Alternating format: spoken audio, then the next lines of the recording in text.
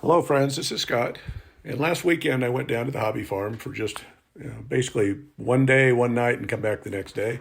So I was there for less than 24 hours. But first stop was I met a fellow realtor down in adjacent town to the hobby farm, and who she's listing 90 acres of property. And here's the view from the property. So beautiful country. I mean, this is recreational property, but might be a little bit out of the price range, but this is something I'd love to own, having 90 acres of my own hunting land, real close to town. So pretty place. As I got to the hobby farm, I'm still having trouble getting the cats to trust me. They're still being a little standoffish, but I figured out that their nails are pretty sharp. So this one's Mr. Theo's clawing the crap out of me. But Miss Thang was sitting underneath the bench where we were sitting here, and I'll show both cats more in this video. But we're very good friends now, as you can see, and I'm starting to love these cats. But my purpose for coming down on my first work day at the hobby farm this spring, outside anyway, is to plant trees. And I brought some of my bare root fruit trees that I had purchased sometime, maybe a month ago. That first one was a Bartlett pear. Here is a red delicious apple, which isn't my favorite choice of apple, but they're pretty, but I don't think they're the best flavor. But this one here is what I'm looking forward to. Here is a Honeycrisp. And Honeycrisp would be a wonderful apple. And then I've got one more apple tree, and it's a Jonathan apple. And I don't think I've had John of Golds, but haven't had a Jonathan apple. So that should be another good apple. So three more apples to go with my Fuji and my Gala that I've already planted, which I'm very good at tasting apples. At least there should be as soon as they mature. And I'm just going to turn this side of the yard into a little urban orchard. Now, I originally set them out how I thought I was going to plant them, but I did end up moving them one more down toward the backyard fence. There's Mr. Theo, getting a look at least of his face now instead of his rear end, as we saw earlier. But they're my constant companions now. I enjoy having them around when I'm working in the yard. But I'm excited to be planting some food on this property. It's been a long winter, and this was the first day I got to go outside and actually get my hands dirty, and I was pretty excited about it. Still have this big pile of wood chips, and you see the dent I made in them today. And I took some of those wood chips and I mulched in the new fruit trees I planted, as you can see here. As you can see from when I just used them as mulch last winter, the coloration on the two back trees, and then you see that these wood chips are already turning into soil, so they'll work. They'll act as a weed suppressant for right now. And I still need to put the rings around them to keep the deer away. So the deer around, I keep finding piles of poop and footprints. So I'm hoping that I don't come down here next time and find these trees gone, but you never know. I also brought down some cardboard I picked up from my brother-in-law's packaging business, and I'm always looking for cardboard. And here's the garlic bed that I planted last fall. As you can see, it's hard to see because there's so many weeds in there. And these are those tough weeds. These weeds, you break them off and there's just tons of roots that are just going to re-sprout. So I need to use some cardboard and more wood chips it's going to take years to probably suppress the majority of these weeds, but got to start somewhere. And I'll build more garden bed infrastructure as I go. Right now, though, I just need to get garden beds made so that I can plant stuff. Not expecting the greatest crops this year because these beds will be brand new, but yeah, we'll do our best, and we'll enjoy what we do get. Next year's and following years, we should have a much better garden. But as you see, that's how far my cardboard went, which wasn't very far. But I got enough to be able to plant some onions today, and several varieties of onions. And I want to plant my potatoes in my potato bins that I brought down, my above ground potato bins. There's Miss Thang. She's coming to hang out with me while I do this process. And I always want to reiterate, every time I talk about wood chips, is do not mix wood chips into your garden soil. If you do that, you're going to bind the nitrogen in the soil and your plants will not grow very effectively. Those turn yellow and be very weak or die. So don't mix wood chips. You got to pull the wood chips away, plant your plants, and then reinstall the wood chips. As Miss Thing's coming over for a scratch. Now here's what I did is I just removed, the far side's the garlic. So I just pulled the wood chips onto the cardboard that were on the bed that overwintered. And I just, again, if there's a few there, it's not a huge deal. I'm not going to turn the soil. I'm just going to push the onions into the soil. So not a big deal, but I want to bury that edge of that cardboard. But here's the onions that I chose to plant. I've got a couple of the plants. I think those are Walla Wallas.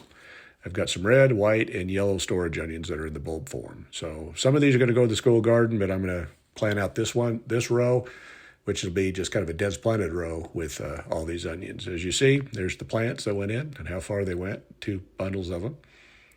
And I just laid out the bulbs before pushing them into the ground just so I get the spacing. And I'm planting them pretty close together, but giving them at 3 or 4 inches, hopefully, so that they can bulb up and produce nicely. This bed, again, did overwinter, so it should be a pretty healthy bed. The worm should have pretty good worm activity. So I'm hoping that the onions will do well. But we'll see. And here's the bed fully planted where I just did push the bulbs into the softer soil. And there's a few places I had to dig a little bit, but they went in. The bed's pretty good. It's got lots of layers of different materials that'll, over time, should make a very healthy planting bed. Now here's the potato bins that I brought from my home in Salt Lake City, and I don't get the greatest potatoes out of these, but I'm going to kind of do a kind of a hybrid project with these. I set them on top of the cardboard, which will help with weed suppression as Miss Thing is continuing to run around, and I'm going to bring some soil that I got a screen from the big pile of dirt. And I was going to make a dent in this today. Now, this dirt doesn't look too healthy. It just looks like a bunch of rocks and concrete and other materials. But by screening this dirt, it's a lot of work, but it's turning into very, very nice soil. I mean, it's top notch. I think it's when they excavated this soil came from excavating the path to the back door when they created a kind of a wheelchair access. So I've got tons of raw materials. So I'm not worried about having that much soil. I am going to dig it all out and put it in a sunken patio in a pond, but it's raw materials. So here's my chitted potatoes. I guess chitting is the official term rather than sprouting, but so they've been sitting in the garage in a sack, and so they've sprouted, so they're ready to go. And I just brought in 3 or 4 scoops of soil, put it in the bottom, and then I'm sticking the potatoes there just to show you the spacing. I'm only putting 2 seed potatoes. I'm not cutting the seed potatoes. I'm just using whole seed potatoes. I'm kind of the philosophy that the bigger the seed potato, probably the better harvest you're going to get rather than cutting them up as you can do. But I'm not going to do that. So I've got 13 bins, I believe, so 26 potatoes in there. And I screened some more soil and just covered them up so that the sun doesn't touch them. Now, as these are designed to do is as the plants grow up and they get maybe 5-6 inches tall, then I'll add more soil. And again, I have an unlimited amount of soil with the big pile of dirt to screen, which is usually my problem at my house in Salt Lake City is I don't have the extra soil or compost. But here I've got plenty. So here's the start of the garden. And I'm looking, the food garden anyway, and I'm looking forward to eating a lot of food and making more beds. Now, I did have a little more time, and so I decided the morning before I came home, I wanted to screen some more soil, and I wanted to start building up. Now, this is around the fence I built around the northwest perimeter of the yard last year. I replaced some fencing and put in some better fencing. And then I put sticks down for some hugelkultur, and I put grass clippings from the back pasture on here. And there's my rock quarry. That's where I'm dumping all the rocks to build that area up. It's a little bit of a sunken area, but this was my goal, is to get as much soil screened as I could and to see how far I can go down this line here, and then I'll start bringing some wood chips up. But there's the soil, and I want to show you, I mentioned how good this soil is. It doesn't look good in the pile, but look at that. That's some nice stuff. And there's not complaining about that soil. That's a mixture of all kinds of soil levels, and it should be very, very good in this area. Again, weeds will be my biggest problem. Now, here's where I'm going to expand the garden, as Miss Thing is eating some grass. I'm going to keep moving toward the house. Now, in a permaculture kind of process, you have kind of zones of your yard. I want to have the food close to the house for a couple reasons. One, just feasibility. It's easier to go out and pick stuff and harvest it to eat. But we also have a lot of deer in the area, and I want to keep it close to the house where I have some motion detector lights, and maybe I can keep the deer from eating my whole garden. That's how many wood chips I used this trip down. You can see the wetter wood chips. I made a dent in them. Next time down, I didn't bring my tree loppers. I would have started burning these, but I'm going to burn this up next time I go down. That's the biochar in the blue barrel, and there's some in the burn barrel there. And this is how far I got. Again, the rock quarry, using it to help build up the driveway and build up this area so it's a little flatter.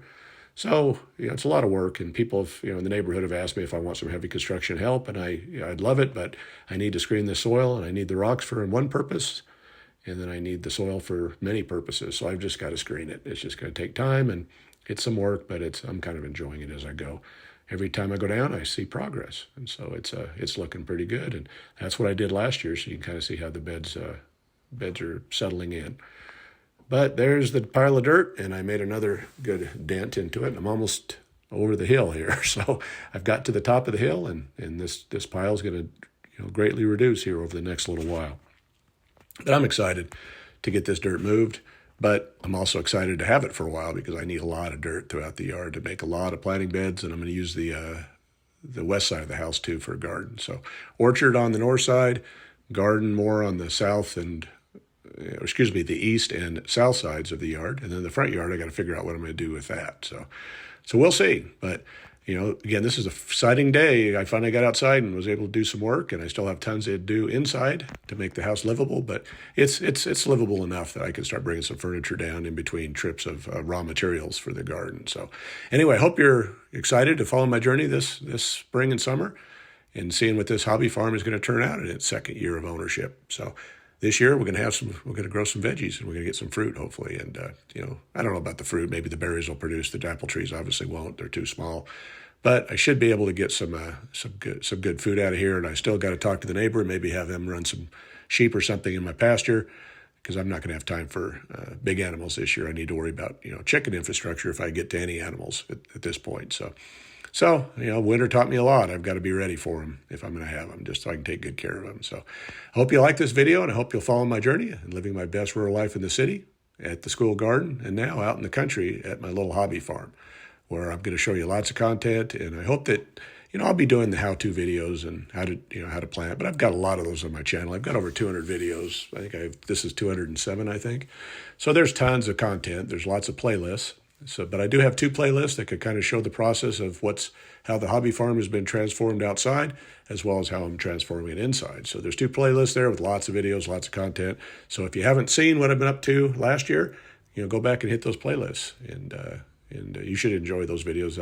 I watch them all the time because I like to see the progress, because it went from a very property that was overgrown and neglected, and it's coming around. And by the end of this year, I'm excited to see how far I get in the progress. So thank you, and I'll stay tuned. I got more on the way.